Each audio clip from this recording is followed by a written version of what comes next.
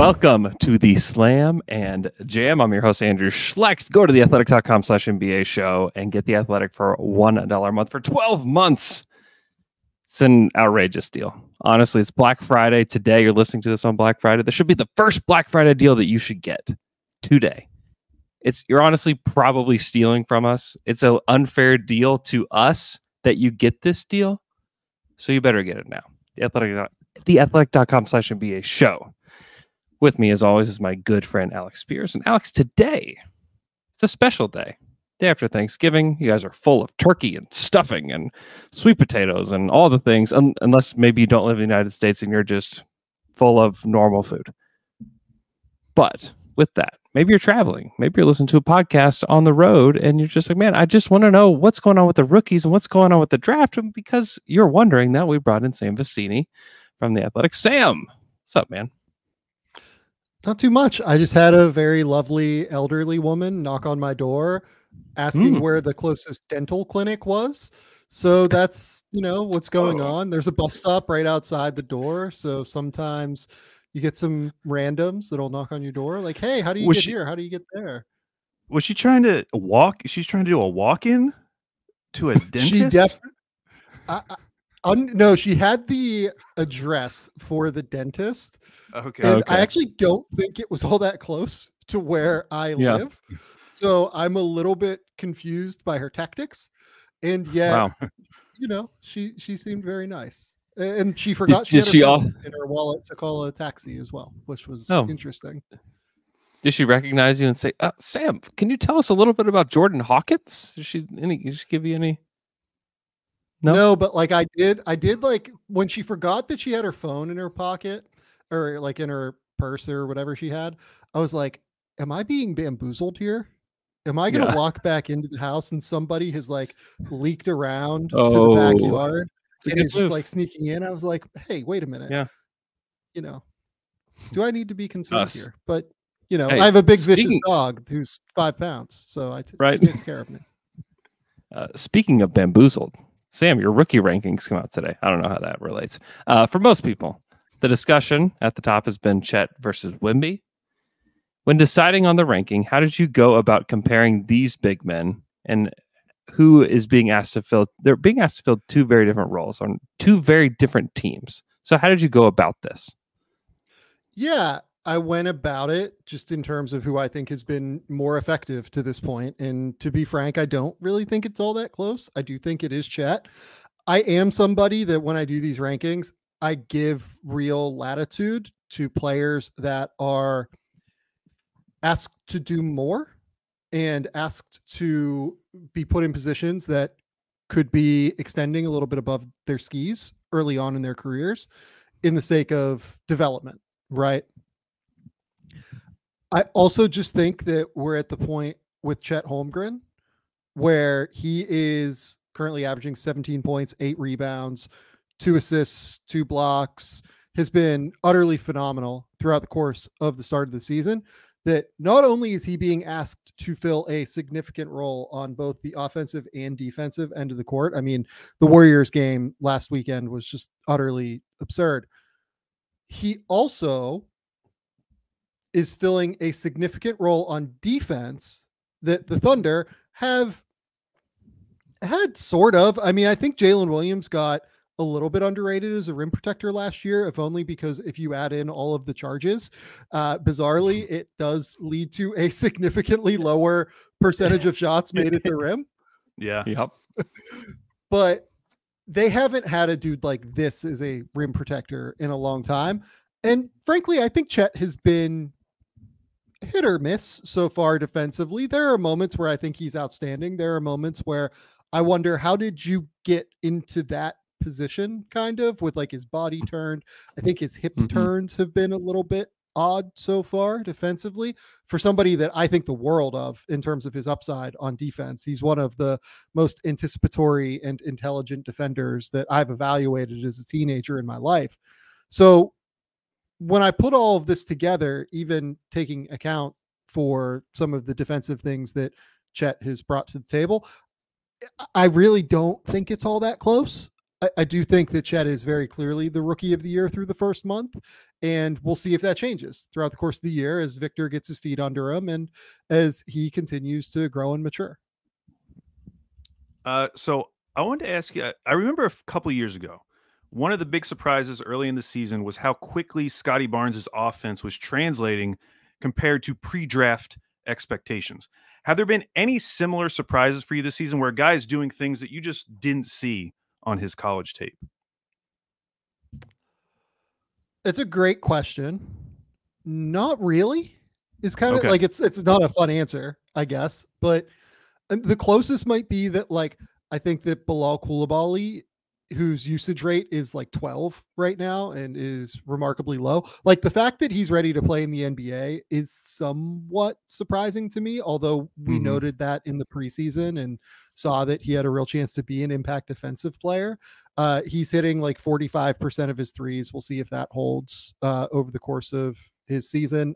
I'm a little bit skeptical given that he's shooting 57% from the free throw line, and it takes him quite a bit of time to get that shot off. A lot of the shots are quite open at this point. Yeah, I don't really think that there is a guy that like I can point to and go that like they're doing something that's surprising offensively. Yeah. I Okay. guess. Okay. Yeah. Tell us your thoughts on Derek Lively and the role that he's filling in Dallas right now, because he's somebody that I wasn't so sure would contribute right away for Dallas. Yeah. That would play right away. And you started hearing murmurs out of camp that, hey, the Mavericks really like Derek Lively. Hey, Derek Lively's he's going to start. I was like, wait, Yeah. whoa. And a lot of people are like, wait, might want to pump the brakes on that. And then he plays one game and everybody's like, actually, don't pump the brakes. Like, let this guy go. Like, he's ready. Yeah. Tell us what's different about him. Is this surprising to you at all? Give us your take on Derek Lively. It's surprising to me insofar as I thought it would take him a minute to get up to speed. At Summer League, he was not particularly effective. And at Duke last season, it took him a real minute. Like, Ryan Young started games for Duke last season over Derek Lively, which is a crazy thing that happened. And it was in part because Derek was not quite up to speed yet in terms of staying out of foul trouble, being able to consistently impact the game offensively. I think that what we've seen from Derek to this point, though, is very similar to what we saw in the second half of Duke's season. I thought that by the end of the college season last year, Derek Lively was the best defensive player in all of college basketball. He was so versatile in the way that you could use him in ball screen coverages. He was an elite rim protector. There were just so many different facets of his defensive game that I thought translated to the college level. I just thought it would take him a minute once he got to the NBA. He's quite skinny. Offensively, what exactly was the role going to be beyond pick and dive to the rim? The good news is that he hasn't needed more than that at this stage. And on top of it, there have been some flashes of him being able to expand beyond that with his passing ability.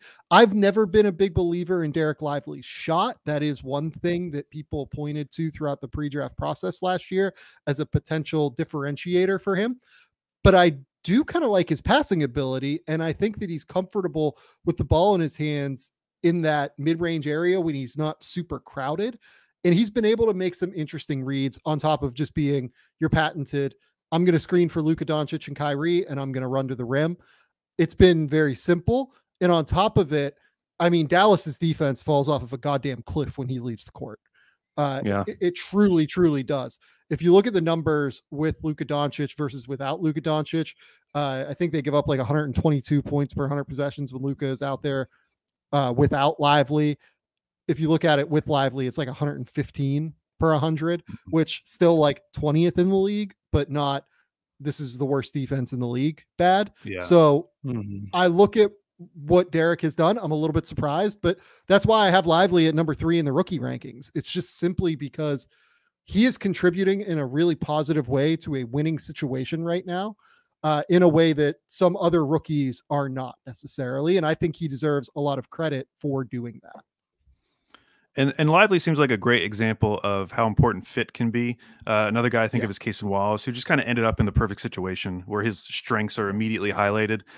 Are there any rookies who you feel are struggling early on specifically because of the situation they are in, where maybe the fit hasn't been as perfect? Yeah. I mean, look, like, when do we want to have the Scoot conversation, right? Because look, Scoot has not been awesome in the 5 games that he played before he got hurt. Turned his ankle in a game against Detroit, if I remember correctly. And the fit has not been ideal for Scoot. And it's something that we see with a lot of young guards who go to these bad teams. Spacing is the great drug of the NBA, right? Spacing makes everything look better for younger guards offensively. It makes everything look better for everybody offensively in the NBA. The Portland Trailblazers have abysmal spacing.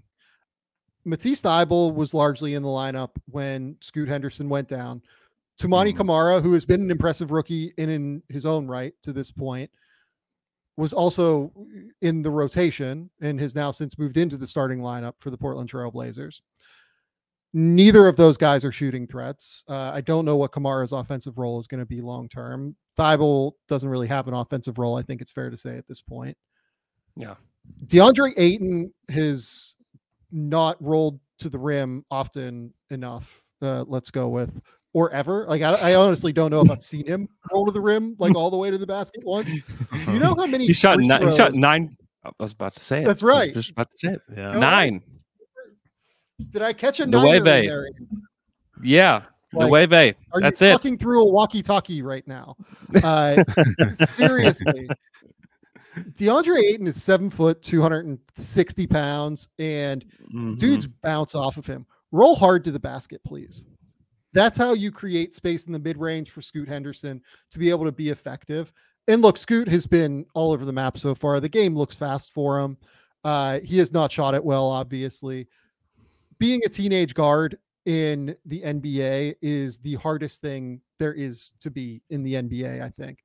It is so difficult with how many things that you're managing on a possession by possession basis, trying to get other people involved, trying to find your own shot, trying to adjust to the speed of the game all at once, right?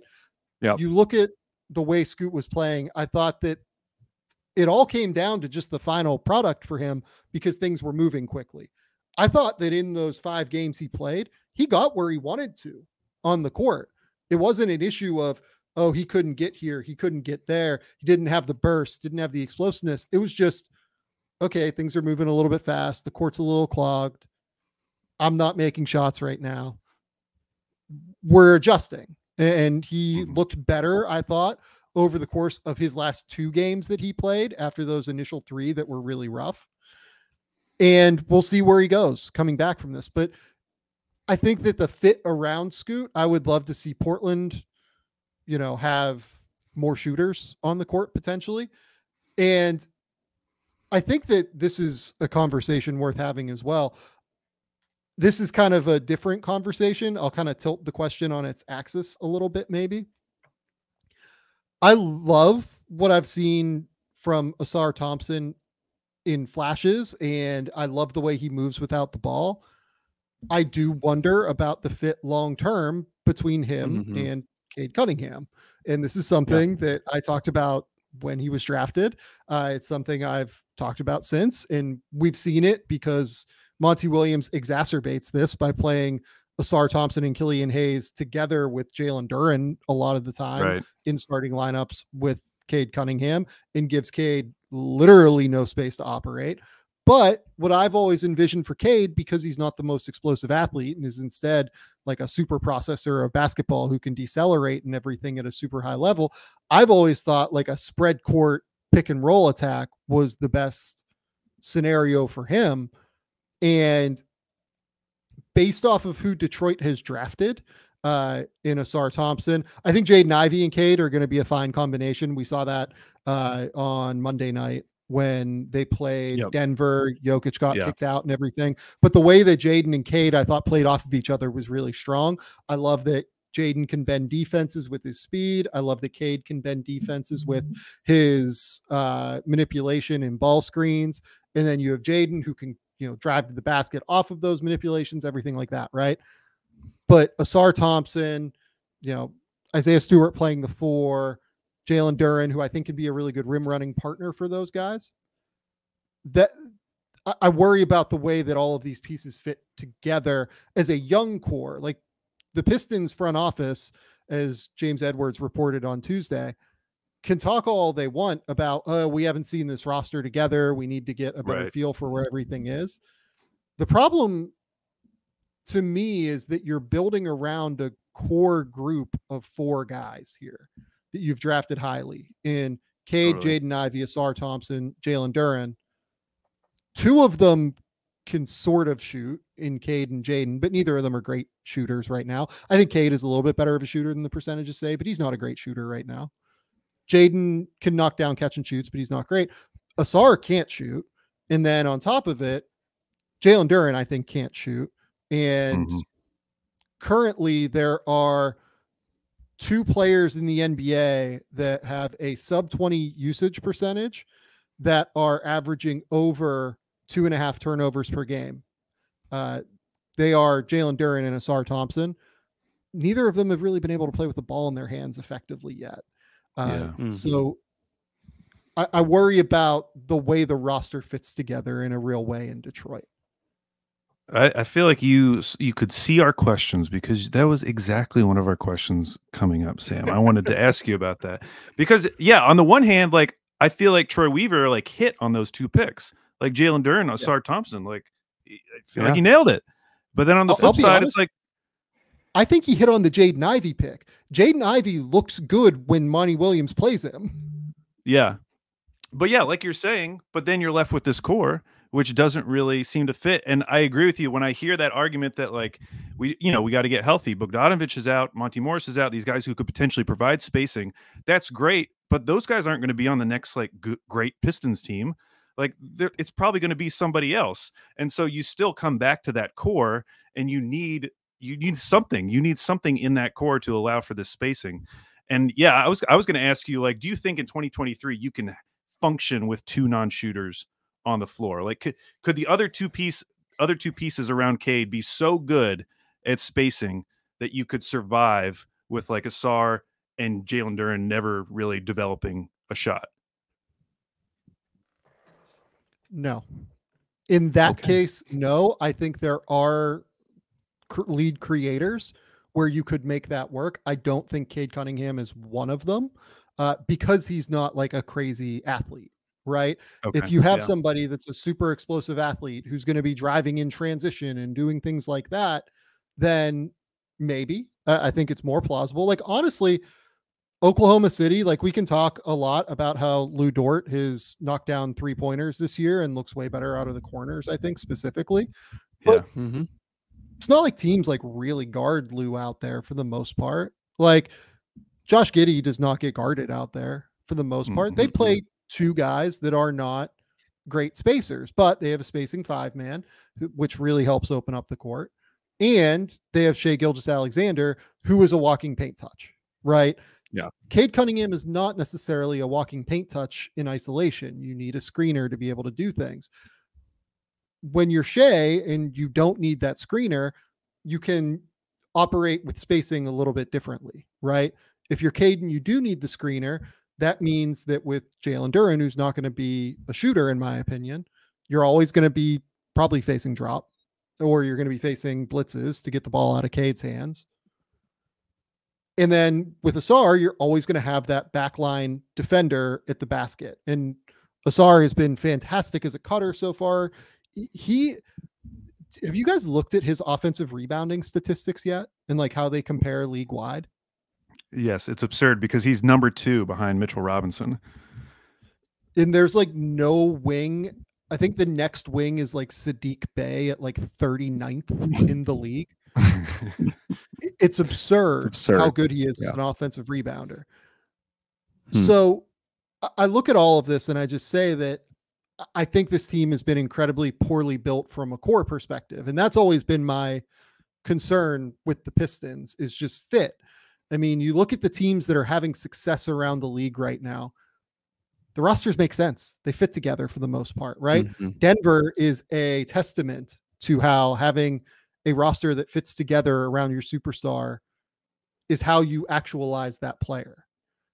Oklahoma City, I think, is a prime example of this. They take guys, as I've talked about on this show for years now, great positional size, elite level processing of the game, and high level skill. That's their equation, you know, skill in some regard. Josh Giddey, one of the 10 best processors in the league from a passing perspective.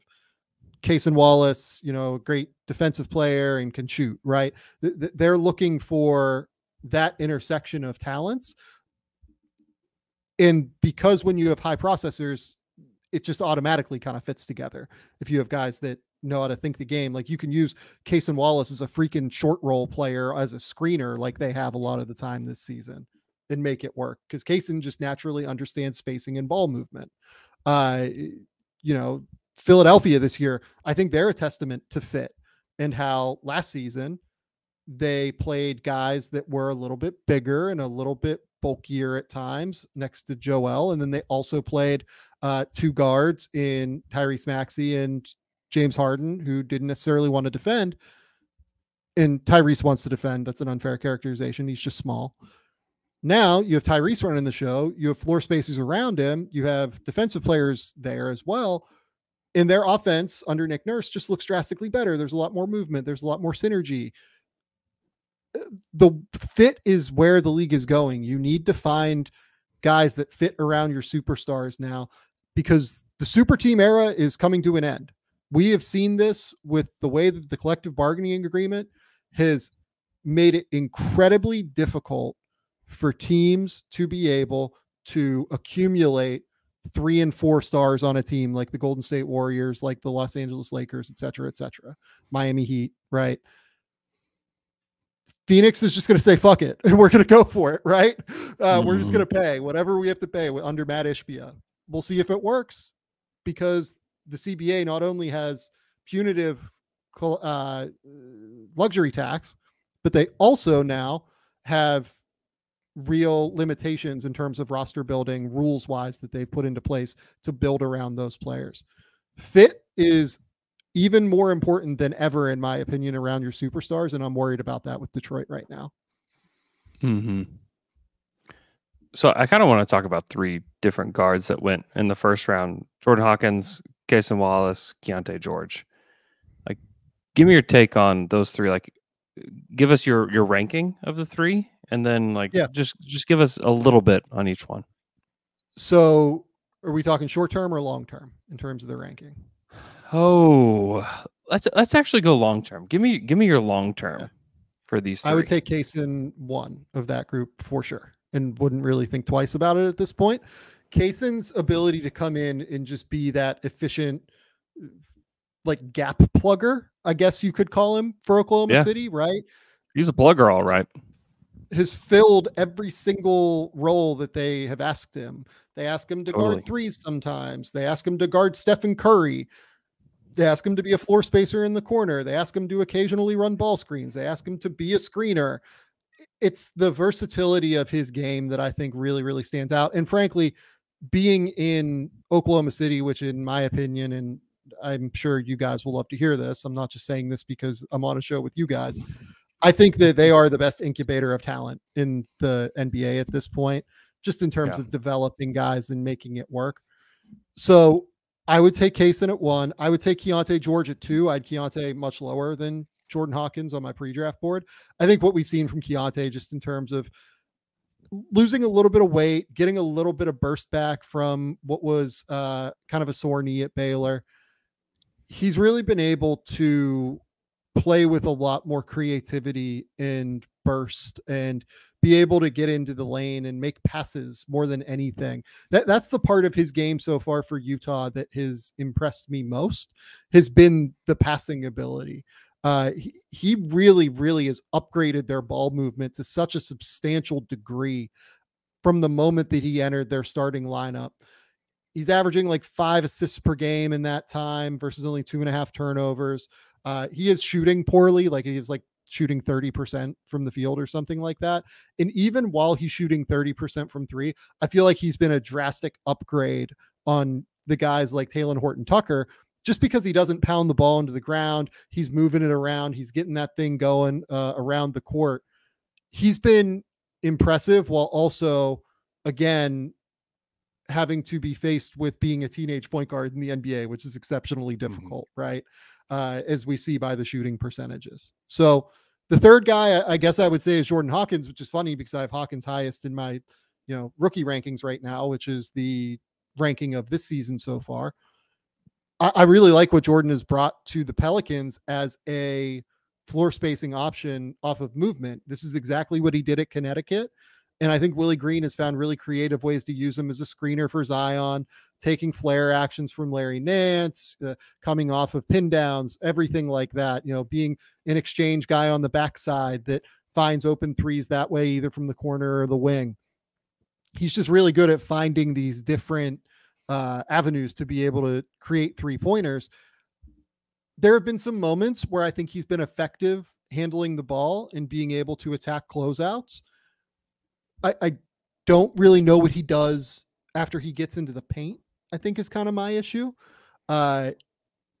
He seems to struggle a little bit with finding, okay, I can't really finish at the basket yet. I'm not an elite passer. I'm just like an okay passer. Maybe that's the route eventually, is he just becomes like a much better processor and passer than he is right now. But it's a bit of a struggle once he gets into the lane, I think, off of those closeouts. And then defensively, like it does feel like they have to hide him to a pretty substantial extent. Whereas with Kaysen, like Kaysen's going to be a awesome defender. And with Keontae, like, look, I don't love Keontae's instincts on that end, but they're probably about pretty close, I would say. But I love what Jordan's done this year. Like, I think that Jordan is a potential starter in the NBA long term. Like, I think the Pelicans should be very happy with him, but I would take Kaysen and Keontae ahead of him right now. Yeah. I like Jordan in that he just takes a ton of threes. I mean, he is just able to take 12 in a game, which is like an important 100%. skill, is to be able to find that many threes to take. And the biggest concern whenever I saw him in person is like, he's just really small. Like his size is really going to hurt him down the road, but I've really enjoyed what he's done so far. Sam, we're going to take a quick break. When we come back, we're going to talk about the 2024 NBA draft class. And we're back after that quick break. Alex, would you like to introduce this 2024 class to us? Yeah. Sam, I'm very excited to talk about the 2024 draft. You just came out with your first mock. You also did a mock podcast on Game Theory Podcast. I wanted to start by asking a question that I already know the answer to because you discussed it on Twitter, but I thought it was a really important point you made. And I want to dig in a little deeper because when anyone talks about this being a weak class, one of the things you will often hear in response is, well, the last time the experts said that was 2020 and we got LaMelo, we got Ant, Halliburton, Bane, Maxey. What is your response to that criticism of 2024 draft coverage? So, yeah, this is one of those things that drives me absolutely crazy. Every year, there are going to be players from outside of the top 10 that emerge into, all-stars, high-level starters, etc. Right? That should have been taken higher. It's the reality of evaluating teenagers in such a nascent stage of their development. The problem with comparing 2024 and 2020 is that 2020 had 3 guys in LaMelo Ball, Anthony Edwards, and James Wiseman. I think I had it LaMelo, Ant, Wiseman. I might have had it LaMelo, Wiseman, Ant. I can't remember which way I had 2 and 3 that year. I had them all in tier 2 though. All 3 of those guys, and we can talk about the efficacy of whether or not Wiseman should have ever been there, right? But all 3 of those guys were considered elite level, top 1 or 2 tier prospects from the moment they hit the draft cycle, basically. Yeah. or in LaMelo's case, from the moment that he played at the NBL Blitz and looked as good as he did. And the draft cycle kicked off in November. I had LaMelo at number 3 or 4, I think, by I think November, like mid-November, early or like late October, something along those lines. This is all off of memory. If I'm wrong, I'm not trying to like obfuscate in any way, like what my past rankings were. I'm literally just doing this off of memory. Throughout the year, from November onward, December onward, something like that, I had Anthony Edwards 1, LaMelo Ball 2, or LaMelo 1, Ant 2, in that ballpark. And that was a long cycle. From that point, that was like a 12-month cycle, because that was the year that the draft got moved back due to COVID-19. So there were players in that class that were identified as being all-star caliber players early. No one really in this class, save for maybe one player right now that we'll talk about momentarily here, I think has really emerged into that level of player yet. I think this draft class has a chance to have some really interesting depth in some of the upperclassmen. I think that this class, once you get outside of the lottery, is probably just going to be totally fine. But at the top end, there is not a ton of talent. And oh, by the way, the people that will point to, oh my God, the 2020 draft, it was this incredible draft, it was unbelievable. There are currently 4 all-stars from that draft, let's call it, right? Tyrese Halliburton, LaMelo Ball, Tyrese Maxey, and Anthony Edwards. I mean, who do you think are going to be the other all-stars from that class? Do you think Desmond Bane makes an all-star game? He could. He could. I agree. Yeah. I think that if you made me take the over-under on Desmond, and this is someone who loves Desmond and like genuinely only wants the best things for that dude as a human being. He is awesome. I am a huge fan of him. And like, as someone who like got to know him in the pre-draft process, I really, really want him to succeed. I think I would take the under personally. What about Poku? What about Poku? I would unfortunately take the under. Wow. Jaden McDaniels, do you think he makes an all-star game?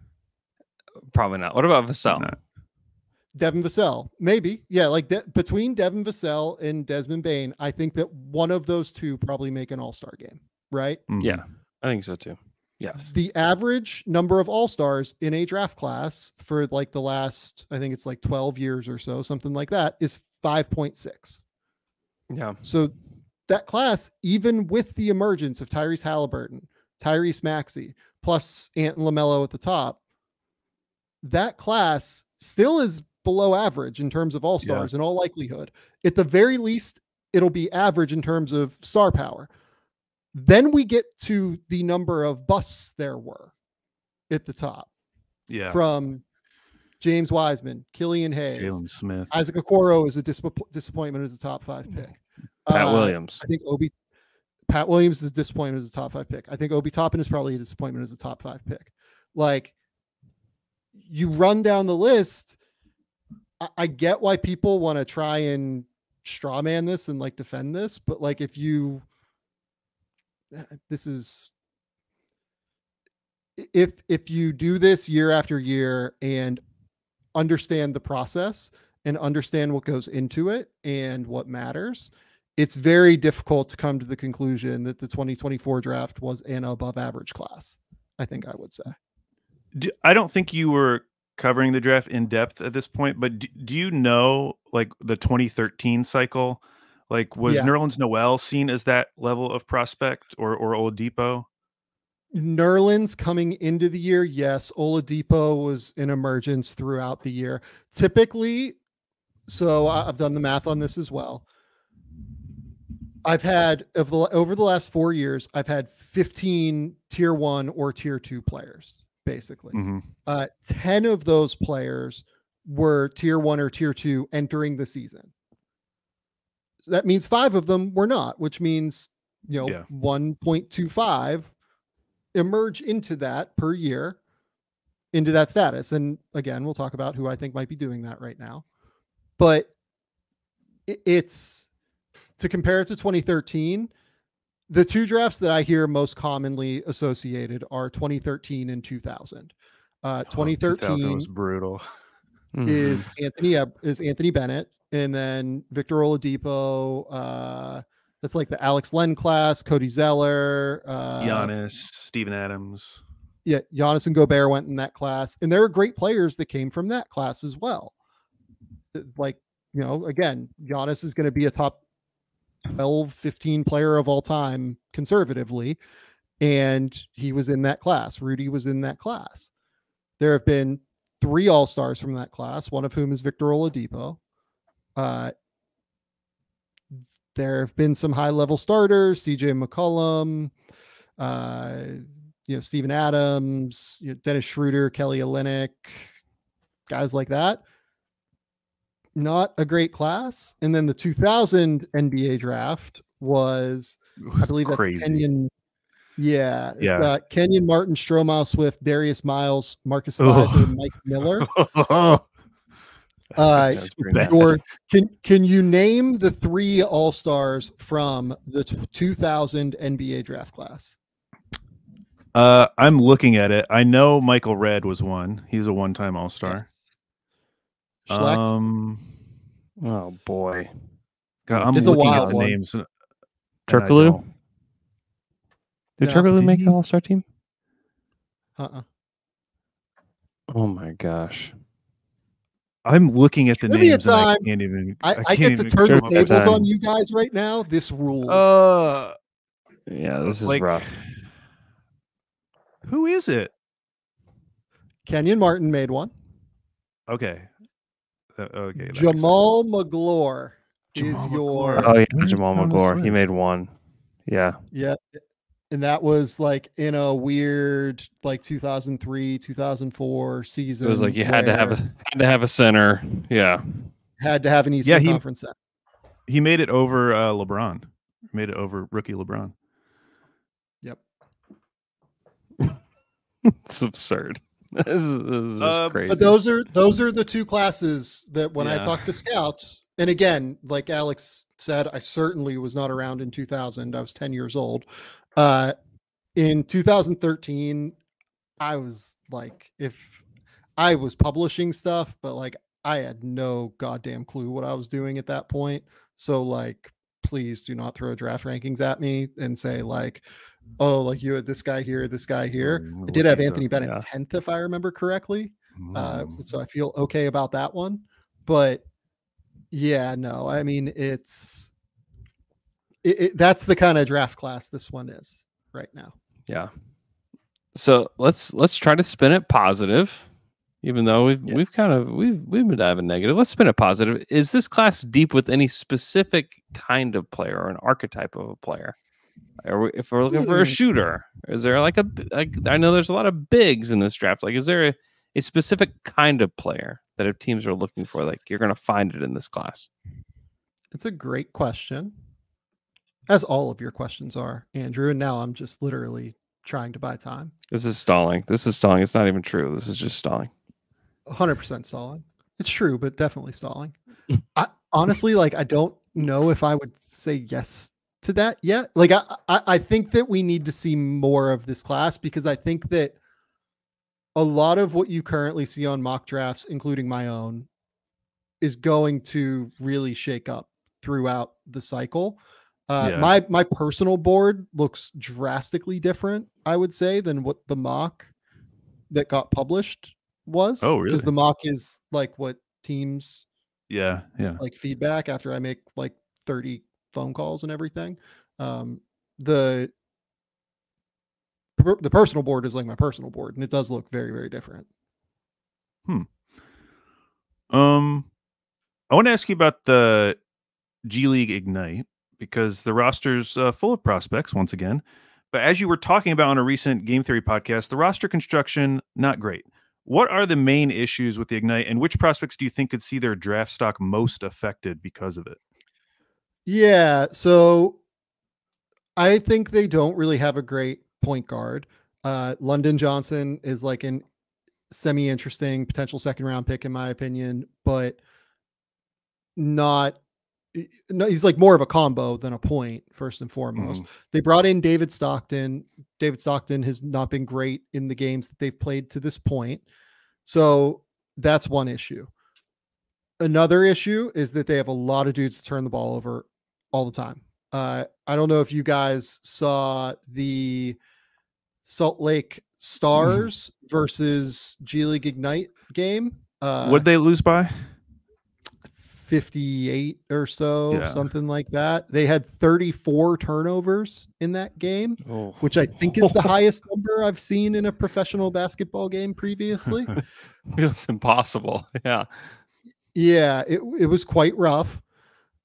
They have a lot of dudes that are just like either threes or fours that aren't great ball handlers, kind of like Ron Holland is like a guy who plays really hard and is more of a three right now at 6'6" and crashes around and has a great first step and can drive. Modest Buzelis has not played yet, so let's remove him from this equation. He played against Perth. He was okay against Perth, but I think it's worth removing him for a minute. Izzy Almanza, who is a guy that has been incredibly decorated over in Spain, has won MVP of 3 youth level competitions, World Cups, European Championships. He maybe like doesn't quite know what the role is. Like he's more of like your short roll, skilled big who can have some touch around the basket, but isn't very vertically explosive. He hasn't been great so far in the regular season. Not a great athlete. Babacar Sané is like a hard playing 3-4. Thierry Darlin from like a ball skill perspective is like a 3 right now. The guy that has really stood out is Tyler Smith.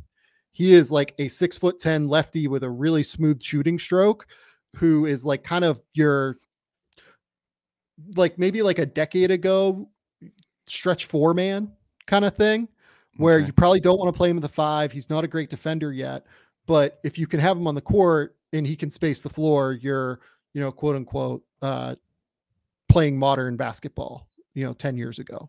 Right. He has been really productive. I think he's the player that has helped himself most from this situation so far. And it's just because he does the little things. He runs to the basket. He sits in the dunker spot. He knocks down threes. He plays out in transition well. I think he's been pretty good. And I think we're at the point where I would have him like right around 20th, something like that on my board. Personally, he's been really, really excellent. So it's still really early in the college basketball season, but has there been a player or two that's made a big jump on your draft board? Yeah, I mean, honestly, I'm kind of open to any potential outcome right now. So I'm sliding guys up and down like crazy, I feel like, just given what this cycle has brought. I would say Isaiah Collier is the guy that I have at number 1 right now, just like pretty, not clearly, but like I do have Collier at 1. 6'3", big physical guard who has a great first step, plays almost like kind of a fullback at the point guard position, where he's able to drive into the paint. He will jump up into your body to try and draw contact and draw a foul, but he has that body control and strength and balance while he's in air to be able to readjust in midair and be able to finish. His shooting has been a little bit better than what I expected. Was always known as a really high level passer in high school, and that has transferred. He had 6 assists in their first game against Kansas State. Turnovers have been a bit of an issue. I think that he still has like a pretty wide potential of outcomes, but athletically, he looks very capable of getting to his spots in the way that a NBA point guard needs to, at the very least. So I would say he's someone that's helped himself. Is he the name that you mentioned earlier as could potentially be like that tier 1 too? Okay. Yeah.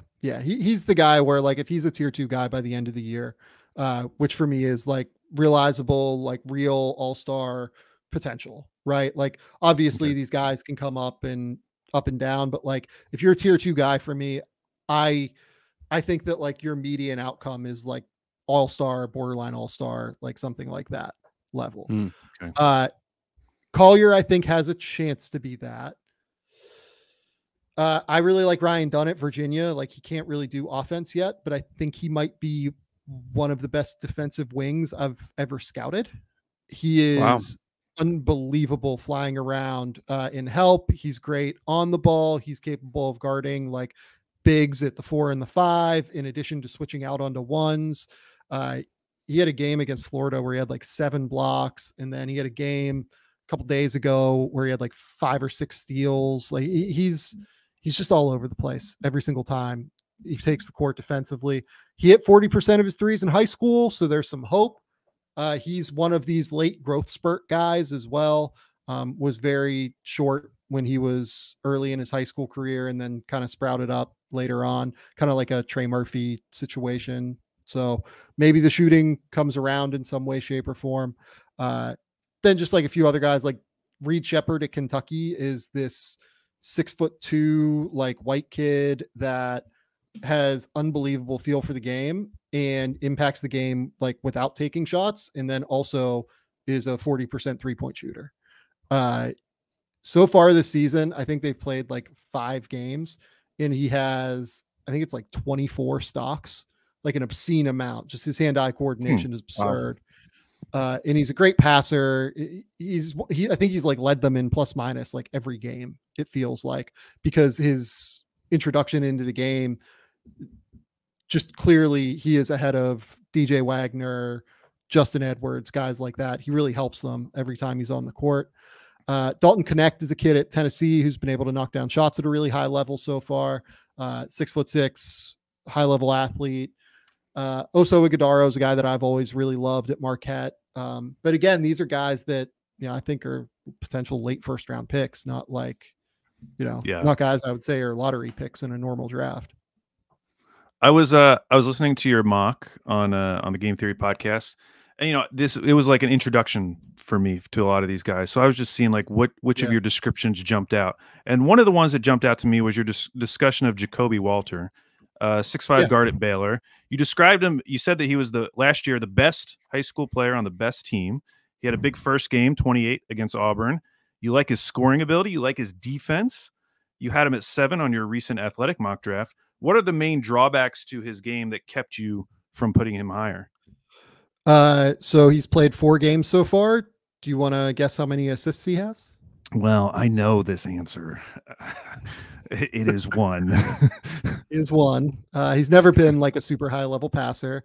From a seeing the court perspective and everything like that, he still has some work to do.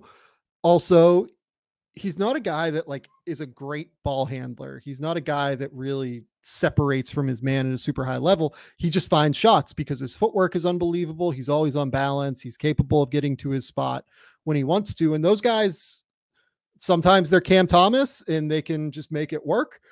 Yeah. Other times they're Rashad Vaughn, right? And it's hard for them. So I think he's a better shooter than like a guy like Rashad Vaughn was, and he's much more capable defensively. He's better than Rashad Vaughn. I don't mean to compare the two of them. I'm just saying that when you have a skill set where you don't get a crazy amount of rim pressure all the time, and you're not like a high volume 3-point shooter quite yet, and you struggle to separate occasionally, so you're going to be taking some contested shots. The ceiling and the floor is still pretty wide, I think, for Jacoby. Okay. I want to ask you about Alexander Sarr. Actually, I have 2 questions, but tell me about Sarr. You have him go number 1 in your mock draft. Number 1, why? And then what kind of big does he profile to be? Yeah, and I'd have him at 2 on my personal board. And this is like kind of a statement of what this draft is. The guy that he reminds me most of is kind of like a Nick Claxton, who is 7'1", great defensive upside, very skinny, very mobile, moves his hips extremely well for a 7'1" guy, great lateral speed, real weak side rim protection instincts, just a really, really sharp defender for somebody who is that age. He comes in and he makes an immediate impact for Perth. Perth was over the course of the last at least last season, they were, I think, the worst defense in the league, if not the second worst defense in the league. Currently, they are the 3rd best defense in the NBL. And I think that he's made a big impact there. I think Christian Doolittle, former Oklahoma star, shout out Oklahoma boys here. Sarr is interesting. Now, he does have touch. He has potential to shoot. He has kind of a side spin on his shot right now that I think needs to get excised in terms of his consistency, being able to like knock that down with regularity once he extends out beyond the NBA line. But he gets great trajectory on the ball. For somebody who has that side spin, like the ball rotates in the air. It's just that he needs to get like the offhand interaction off of it a little bit. I think he probably will shoot it, unlike Nick Claxton, who, and again, another guy at Georgia that took threes, at least didn't make them at a super high level, but took them. A big part of why I had him, I think I had him like 20th that year or something in that class. A lot of their skill sets are very reminiscent, I would say. And Nick, in my opinion, has turned into a top 10 defensive player in the NBA and has been fantastic for the last couple of years. So it's not a player that you want to take at number 2 or number 1 or number 5 even, but it's like a valuable player. And that's more than anything what I'm looking for in this class. Like, I'm just looking for guys that I know can play basketball, like that can really, really play. Like Ryan Dunn, I know that he can defend. Trey Alexander, like he's been really terrific as a combo guard. He defends, like he does a lot of things. That's the other guy I was wanting to ask you about. Another Oklahoma boy, Trey Alexander. Love it.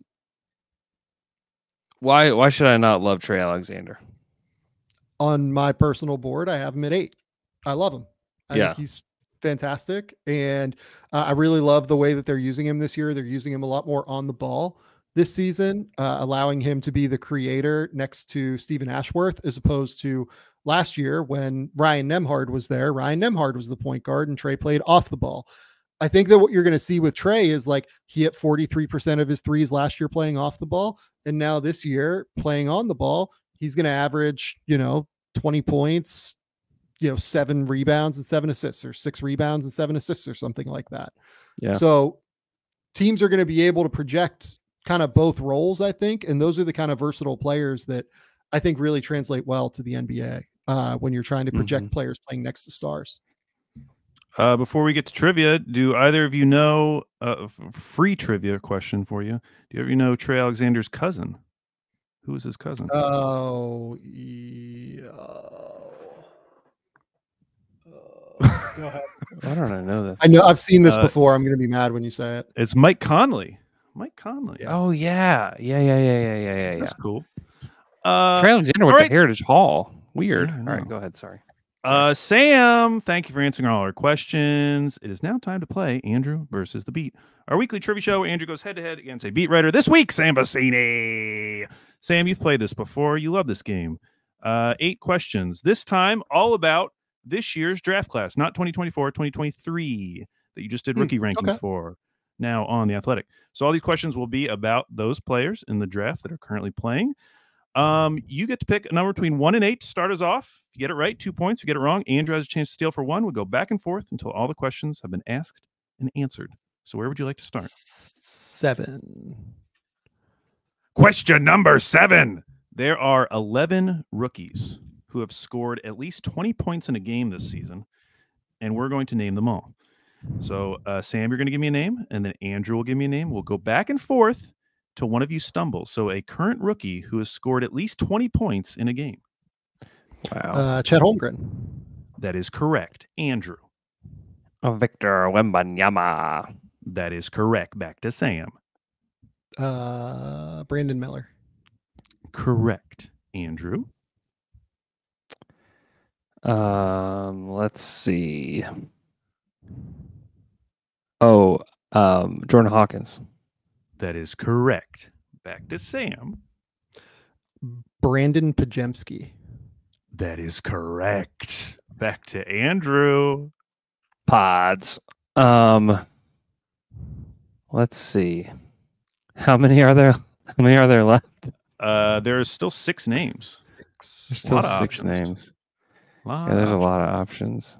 Gosh, I don't know if this guy's done that yet.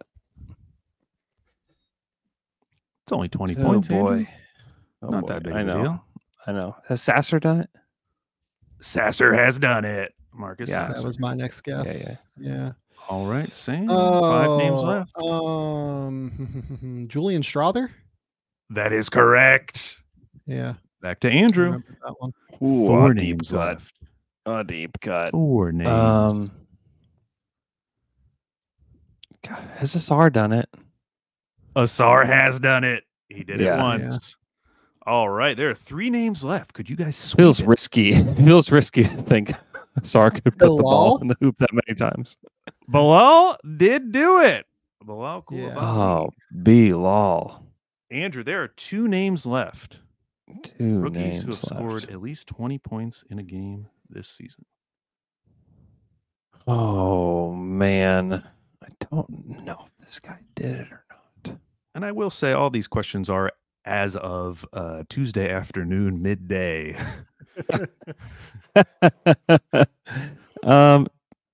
Gosh, I don't know if I know that he's had a couple like good shooting games, but I don't know if he's hit that mark. Has Grady Dick done it? Grady Dick has not done it, No. Andrew. Gosh, I didn't feel I'm that confident. sorry. It was Jaime Jaquez Jr. Yeah. and Craig Porter Jr. Ranked number Craig. 14 on the rookie rankings. Okay, that's 2 points for CPJ. Sam. Andrew, board is yours. Oh boy, number 1. Question number 1. Who is the only rookie in the top 3 for total points, rebounds, and assists in the 2023 class? Points, rebounds, and assists. Points, rebounds, and assists. Is it Chet? It is not Andrew. It is not Chet. Okay. Sam, you got a chance to steal? I believe it's Asar. It is. And in fact, I could have also added in steals and blocks. I was going to Top say that 3 almost in felt all too of easy those. that it was Asar. I know. I That was should've just one of said the easiest questions I've ever made. Okay, boy. Sam, the board is yours. You're up by 3 to 0. That's bad. That's really Number bad. 6. Sam, did you know Andrew's been really bad at trivia this season? Really? It's true. Yeah, he's like 1 Well, in 4. typically I'm the one where he can get the Oh, you know. I won last week. Well, I won going. last week. Come on, man. Yeah, your first win. Looks like you're back to your old ways. Okay, Yes. question number 6. Bilal Koulibaly has played 13 games. How many 3-pointers has he made? Now you get to choose Oh who my answers first. You gosh. can make Andrew answer first and then go higher or lower. Or you can answer first and go higher or This- lower. If either of you get it absolutely correct, you get a bonus point. So I think I know the actual answer here. Ooh, so you could What get if I just 3 like, points. flat guess it? Yeah, you would get a bonus point. That'd be 3 points. That would kill Andrew's hopes and dreams. Yeah, I really would. I believe it's It 18. really would. All right, Andrew, the bar has been set at 18. Would you like to go over or under? Can I go that he's guessing the exact right number? Can I guess No, you that? cannot. No, you cannot. No, you cannot. Over or under. I guess I'll say under. Andrew, that's incorrect because 18 is exactly correct. Yeah, I kind of figured It's it because was. I just did. Point. I did the write up on Bilal. Is why That does I know help. that. I was impressed that helps. he was like 18 for 37 or something like that. Yeah, didn't 18 realize to he did so many. 39. It's 18, a lot 39. of really open ones, and it's That's great. he's knocking them down. I'm Andrew, skeptical it will hold. There's been 3 questions. You are currently down 6 to 0. I will say this. So I think I'm probably like 2 and 4 or something. Like Andrew's probably 4 and 2 against me, something like that. Possibly. All of them are blowouts. I feel like. Oh, Yeah, so you're it's getting them true. back. It's true. Yeah. Oh man, this is rough. Number 2. Andrew's getting a little taste of his own medicine. Okay, Andrew, Jordan Hawkins made 27 3-pointers through his first 10 games, which tied him with this 2009 draft pick for most made threes through the first 10 NBA games. 2009. 2009, most threes through the first 10 NBA games. It's Jordan Hawkins and this guy. They both hit 27. I mean, there's like a very obvious answer, but Uh-huh. it makes me think that it's not that guy. So I'm gonna go with Brandon Jennings. Andrew? That is correct. Yes. For 2 Okay. points. Nice. And obviously, like the obvious answer, Nice, Steph nice, Curry, nice, but nice. like Yeah, I wonder Jennings how was many ridiculous. he hit in that 55-point game. Had to be. It had to have been a lot. Had to have Had to been a have been a lot. lot. You'd think. You know what? Jennings I'll was look so up. much fun. He was so much fun. Remember when he left the draft and then he came back and Yeah. he was drafted? Yep. He Um, he was awesome until he wasn't. He was 7 of 8 for 3 in that game.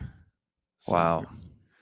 That was cool. Wow. Shout out Okay, Brandon Andrew. Jennings. It's now 6-2. Sam, you have control of the board. Number 3. Question number 3. There are only 3 2023 first rounders who have yet to make their NBA debut. How many can you name? 1 point per correct answer. Yet to make their NBA debut. Okay. Oh man. This is sick. As of Tuesday afternoon. Yeah. So Tuesday afternoon. Just in case they played tonight. God, like haven't played any minutes at all. That is Yeah, correct. because like even like Whitmore and Jarris have played a little bit. They played some, yeah. I I think I have at least Okay. one answer, but I don't know if I'm it's like right. running through the bottom of the draft class right now in my head. I know. Um, And this is first rounders, to be clear. yeah. Okay. Oh, I'm like trying to think of like guys that might be like hurt right now. Even Yeah, that might. this is. Andrew, could this This be is the start hard. of your comeback? I think I the hope last so. question might have been the start of his comeback. To be honest. Yeah. Yeah, this is hard. You have any guesses? Kobe He's brought it in. Buffkin. That is He's played. He's played. incorrect. Andrew, you have a chance to steal 3 played. points.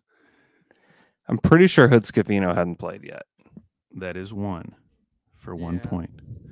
Can you name either of the other 2?